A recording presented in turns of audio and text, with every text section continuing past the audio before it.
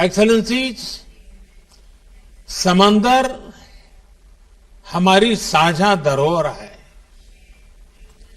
हमारे समुद्री रास्ते इंटरनेशनल ट्रेड की लाइफलाइन है और सबसे बड़ी बात यही है कि ये समंदर हमारे प्लेनेट के भविष्य के लिए बहुत महत्वपूर्ण है।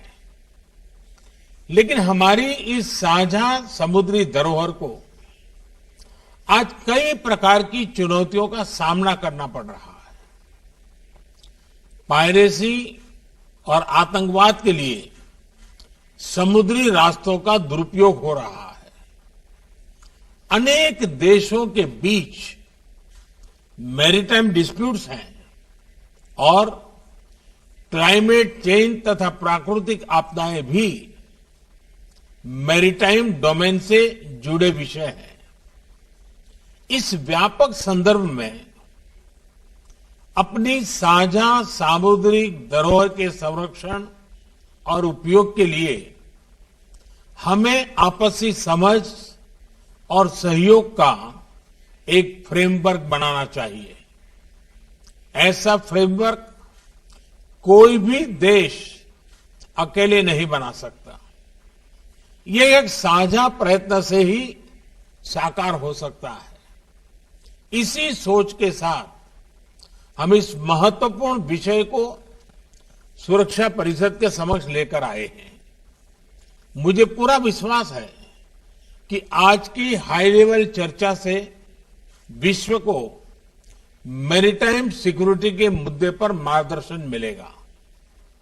एक्सेलेंसीज, इस मंथन को स्ट्रक्चर देने के लिए मैं आपके समक्ष 5 मूलभूत सिद्धांत रखना चाहूंगा। पहला सिद्धांत, हमें मैरीटाइम ट्रेड में बैरियर्स हटाने चाहिए। हम सभी की समृद्धि मैरीटाइम ट्रेड के सक्रिय फ्लो पर निर्भर है। इसमें आई अड़चनें पूरी वैश्विक अर्थव्यवस्था के लिए चुनौती हो सकती है। फ्री मैरीटाइम ट्रेड भारत की सभ्यता के साथ अनादिकाल से जुड़ा हुआ है। हजारों वर्ष पहले सिंधु घाटी सभ्यता का लोथल बंदरगाह समुद्री व्यापार से जुड़ा हुआ था। प्राचीन समय के स्वतंत्र मैरीटाइम माहौल में ही भगवान बुद्ध का शांति संदेश विश्व में फैल पाया। आज के संदर्भ में भारत ने इसी खुले और इंक्लूसिव एथोस के आधार पर Sagar, security and growth for all in the region का विजन परिभाषित किया है। इस विजन के जरिए हम अपने क्षेत्र में मैरीटाइम सिक्योरिटी का एक इंक्लूसिव ढांचा बनाना चाहते हैं। ये विजन एक सेफ, सिक्योर और स्टेबल मैरीटाइम डोमेन का है। फ्री मैरीटाइम ट्रेड के लिए यह भी आवश्यक है कि हम एक दूसरे के नाविकों के अधिकारों का पूरा सम्मान करें।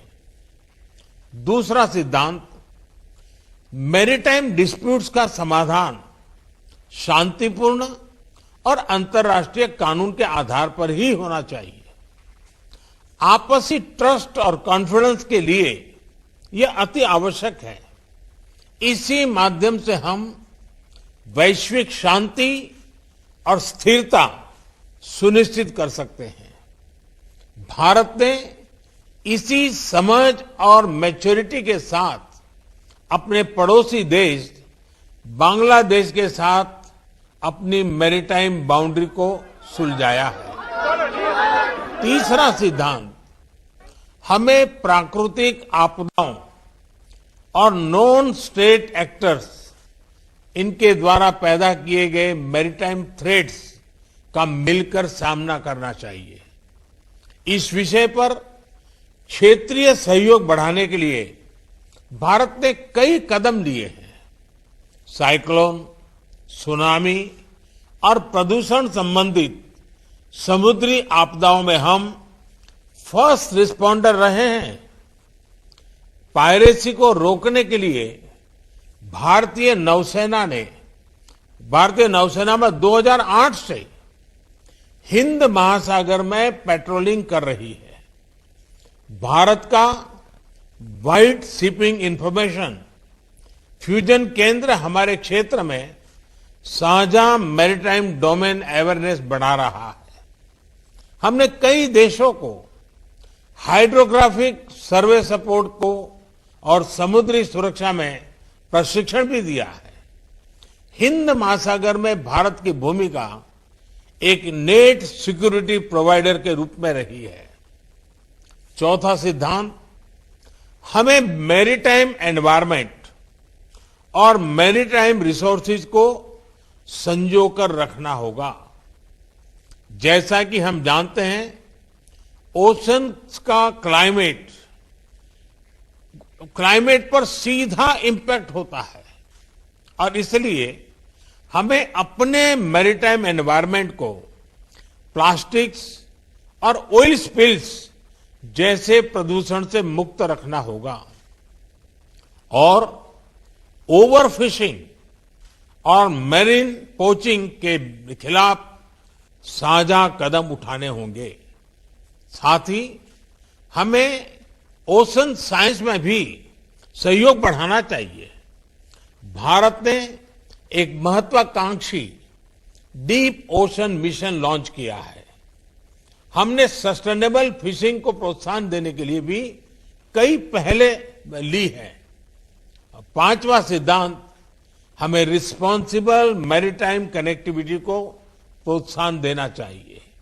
यह तो स्पष्ट है कि समुद्री व्यापार को बढ़ाने के लिए इंफ्रास्ट्रक्चर का निर्माण आवश्यक है, लेकिन ऐसे इंफ्रास्ट्रक्चर प्रोजेक्ट्स के डेवलपमेंट में देशों की फिस्कल सस्टेनेबिलिटी और एब्सॉर्प्शन कैपेसिटी उसको भी ध्यान में रखना होगा।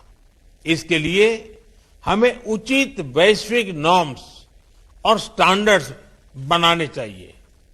एक्सेलेंसीज, मुझे विश्वास है इन 5 सिद्धांतों के आधार पर मैरीटाइम सिक्योरिटी कोऑपरेशन इसका एक वैश्विक रोड मैप बन सकता है। आज की ओपन डिबेट की उच्च और सक्रिय भागीदारी यह दिखाती है कि यह विषय सुरक्षा परिषद के सभी सदस्यों के लिए महत्वपूर्ण है। इसके साथ मैं एक बार फिर आपकी उपस्थिति के लिए आपका आभार व्यक्त करता हूं। धन्यवाद।